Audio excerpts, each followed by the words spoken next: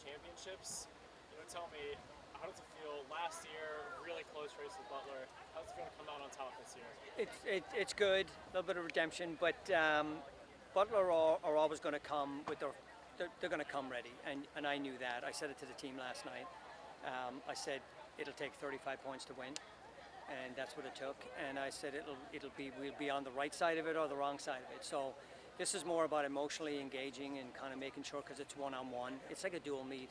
And then Georgetown are right there. They had a little mishap, so it should have been a three-way team fight for that win. So like all in all, I think it's one of those things where the team has to emotionally step up, and I think they did today. And there was various times in the race where I wasn't quite sure we were going to be able to hang into it, but then the boys rallied at the end, and I think kudos to them. They did it today themselves, and they were ready for it, but at the same time, it was a great win for them.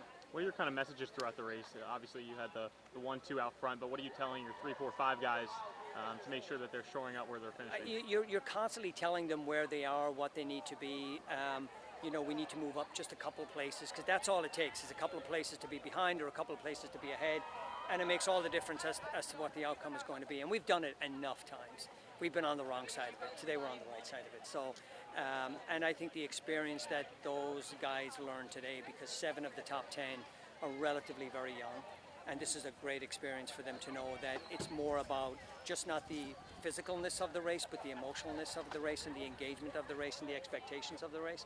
And I think you learn, bit by bit, you learn that way, and you become an experienced team finally.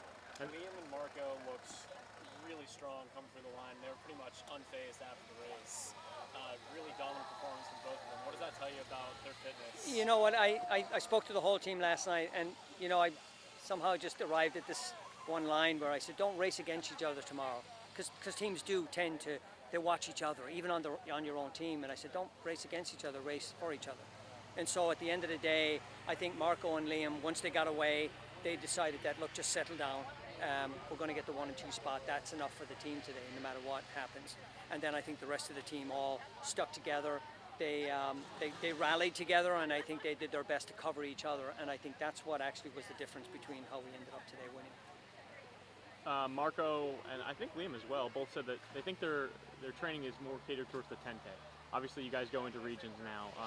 How do you guys approach the next 2 weeks and just make sure they're as tuned up as possible? Not much different than what we're doing. We do a lot of aerobic work, so I mean they're right. They're built more for 10K, and at the same time, you always worry about the 8K short course sometimes in the conferences where it's 23 minutes and the race is over, and you're like, oh shoot.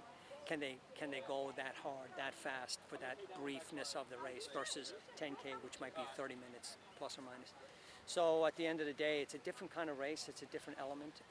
But I think over the years we've kind of managed to kind of just be fit enough and fast enough to be able to manage the 8K, but at the same time aerobically developing it for the 10K. So and that's how we do it. It's always been a good way to do it. Keeps them injury free and keeps them fresh so far as that. One of the things that Marco told me is that you guys really haven't taken your foot off the gas pretty much at all yet. When do you think you guys are going to start to taper? Soon, yeah. I mean, that's a good observation. We haven't. We've kind of kept the pressure on, which is a little bit different than what we normally do.